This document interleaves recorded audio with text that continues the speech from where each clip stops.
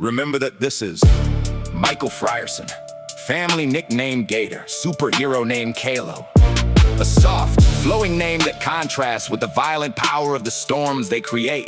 Superpowers: he can live both on land and underwater, control water currents, make water storms and tidal waves, controlled underwater creatures, give temporary air to a few people to explore under the sea. Also, born the son of Michael Frierson, publicly a pillar of the community, privately the man the streets feared as Sinbad. Michael Frierson Jr.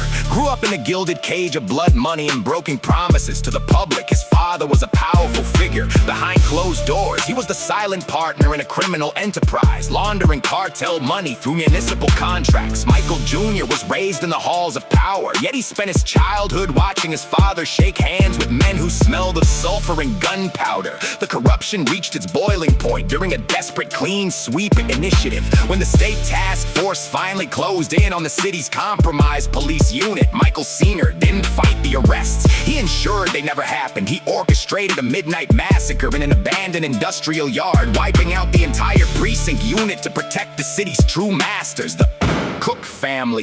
Dillion Cook, the brutal patriarch of the syndicate, lost his own son in that massacre, a collateral casualty of Sinbad's desperate cleanup. For Dillion, the betrayal was absolute. The debt could not be paid in money, it had to be paid in blood. One autumn evening, as the city lights shimmered against the dark water, Dillion's men snatched Michael Jr. from the shadow of his father's motorcade. They took him to a private, soundproof cellar. For 3 days, Dillion forced the boy to listen to the recordings of the massacre, systematically breaking his spirit before finally driving him to the riverbank behind the OSU North Campus Hospital.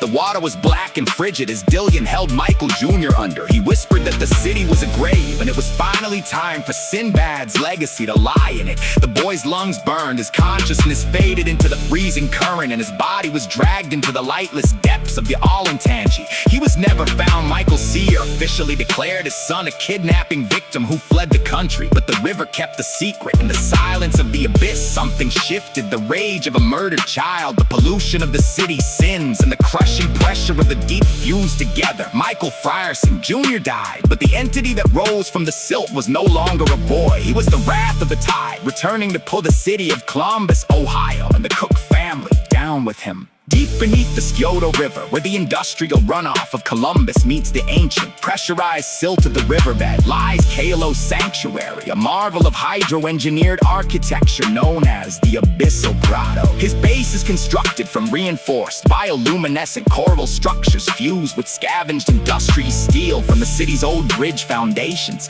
The shell is engineered to withstand immense hydrostatic pressure, rendering it invisible to conventional sonar. Using his ability to manipulate water pressure and provide temporary oxygen, Kalo has carved out dry domes, air-filled pockets sealed by high-tension water curtains. These rooms feel like the surface world, filled with artifacts from his life before the river, while the surrounding corridors remain submerged.